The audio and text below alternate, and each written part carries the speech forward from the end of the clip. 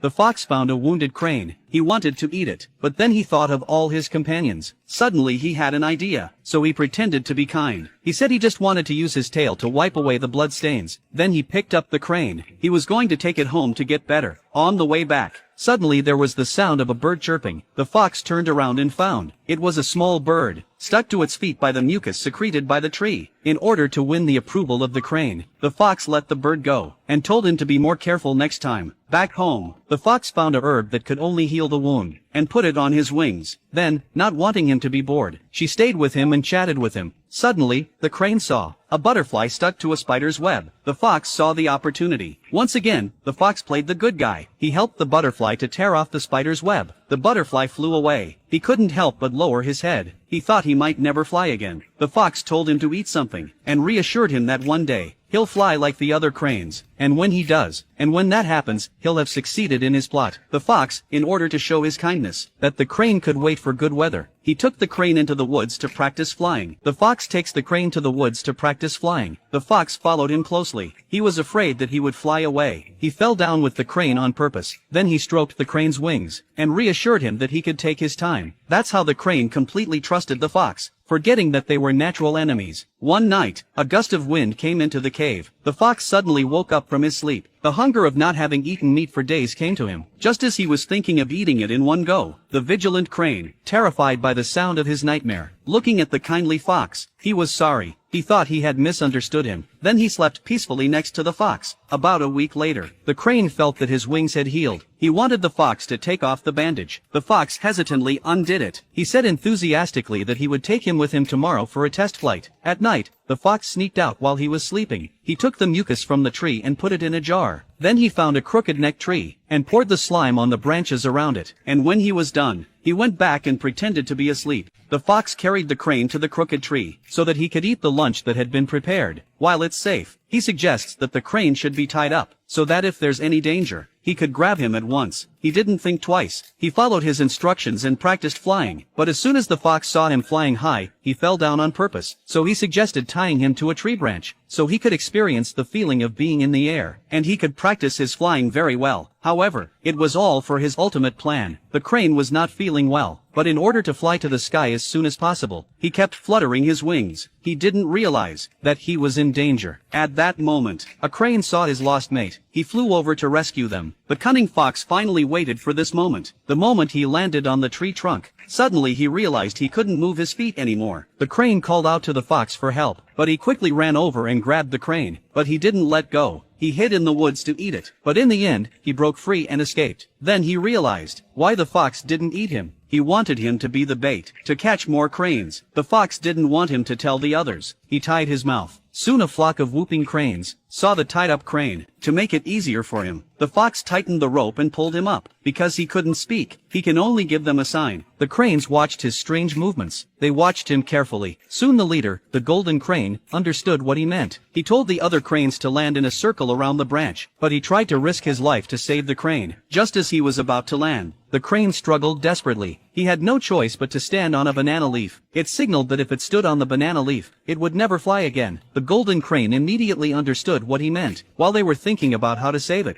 they saw a buffalo bathing in the mud. The other cranes were also looking for food, and their feet were stuck in the mud, but they didn't get stuck. Seeing this scene, the golden crane suddenly thought of a good plan. He asked all the cranes to fly into the mud, and wrapped their feet in mud. Then he landed on a branch far away with the mud, and pretended to be stuck, and let the other cranes pull him. The fox finds the crane completely trapped. He jumped up quickly and missed. He was puzzled and touched his hand, and found that his hands were already stuck, and he couldn't move his feet. He was furious. He tried to hit the crane with his tail, and it just helped him to get rid of the banana leaf. Unable to break free, the fox is pecked and bitten by the 3 cranes. The other 2 help crane untie the rope. Finally, with the concerted efforts of everyone, the crane is finally rescued. Now he can fly again, and the fox is stuck in its own trap. He looked at the cranes in anger, and starved to death in a tree.